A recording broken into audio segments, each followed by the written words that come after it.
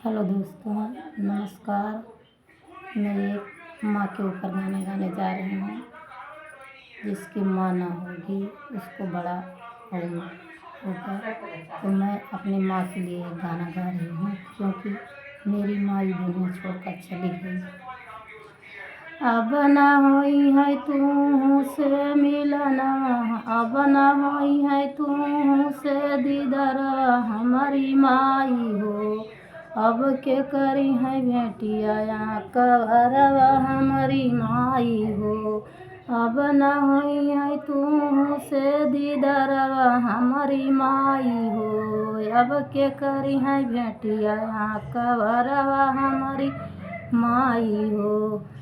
माँ तोहरे के तरह माई क्यों न करे मोर दुलारवा, तोहरे के तरह माई क्यों न करे मोर दुलारवा। कहे क भेज दिहलू दूसरा के घरवा, तोहरे के तरह माई क्यों न करे मोर दुलारवा। कहे क भेज दिहलू दूसरा के घरवा, तोहरे बिना अकेले है खबरिया, हमारी माई हो।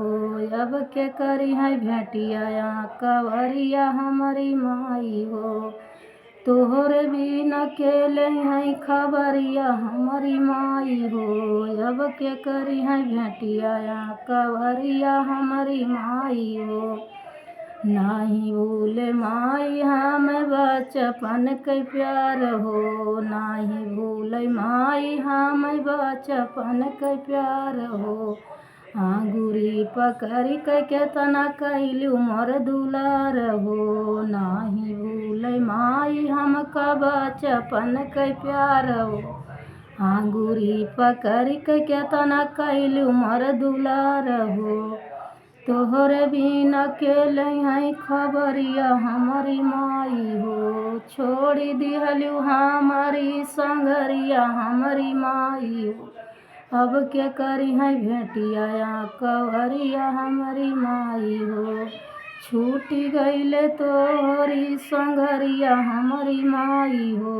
अब के करी है भेटिया कवरिया, हमारी माई। अब न होई है तू से दीदरिया, हमारी माई हो। अब के करी है भेटिया कवरिया, हमारी माई हो। बेटी बेटा सब ही के छोड़ी चली गईलू, बेटी बेटा सब ही के छोड़ी चली गईलू। बेटी बेटा होई गईले बिना माई बाबू के, बेटी बेटा होई गईले बिना माई बाबू के। नाही लिहलू अंतिम मोरी खबरिया, हमारी माई हो। नाही लिहलू अंतिम मोरी खबरिया, हमारी माई हो। अब के करी है भेटिया कवरिया, हम माई हो। नाही लिहलू अंतिम मोरी खबरिया, हमारी माई हो। अब के करी है भेटिया कवरिया, हमारी माई हो। पोती पोता सब तुहर रहिया निहार, पोती पोता सब तुहर रहिया निहार। औ कहाँ गईली माई मोरी चारवर निहार, कहाँ गईली माई मोरी चारवर निहार। सुन होई गए हमारी बखरिया, हमारी माई हो। सुन होई गए तोहरे बिन दुवरिया, हमारी माई हो। अब के करी है भेटिया कवरिया, हमारी माई हो। सुन होई गए तोहरे बिन दुवरिया, हमारी माई हो। अब के करी है भेटिया कवरिया, हमारी माई हो। माई माई कही के हमके करा के बोलाई, माई माई कही के हमके करा के बोलाई।